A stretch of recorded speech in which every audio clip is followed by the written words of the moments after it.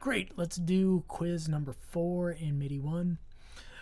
So we are talking about general MIDI, which is kind of another progression in the standards of MIDI.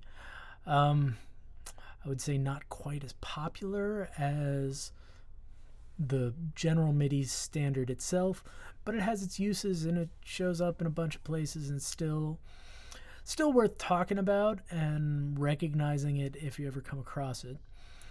So the first thing to say is that it took 10 years for the MIDI Association, the MIDI Manufacturers Association, and other people to adopt it as like, okay, fine, we will adopt this standard as a additional general MIDI standard. What it does, it provides 128 specific sounds in a sound bank. So if you were like me and you got a Christmas present of a keyboard and it said over 100 sounds, right? That was most likely following this 128 sound bank, where the first 8 were different types of pianos and then the second 8 were, I forget what they even were, but it's a very specified sound bank, whether those sounds sound good or not. Okay, the next important thing is that channel 10. Remember, we have 16 channels in one port. Channel 10 was by default for drums or non-pitched percussion, and you could then have different sounds triggered all on that channel 10. In your general MIDI devices, middle C is always going to be the note number 60. So the C's, they're going to end up being multiples of 12 up and down the octaves. But middle C below A440 is going to always be number 60. Good. Data entry is not one of the general MIDI supported control change messages. I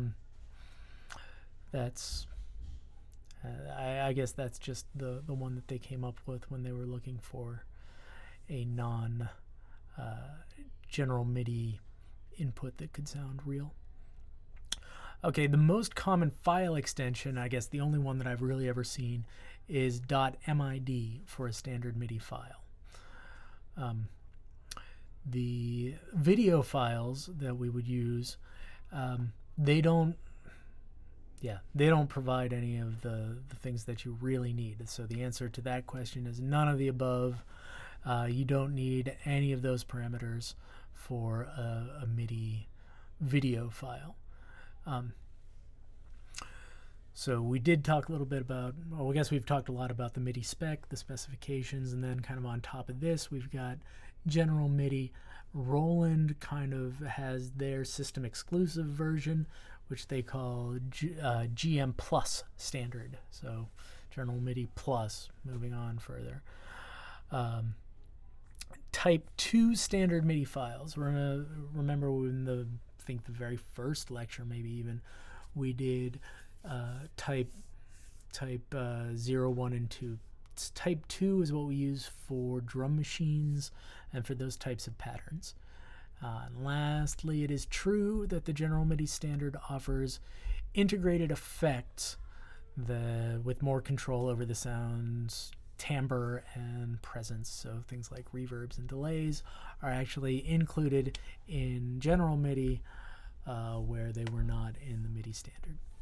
Okay, well, I hope that was helpful and a little bit interesting. And remember, like the Kangaroo always says, at these prices, I'm not surprised.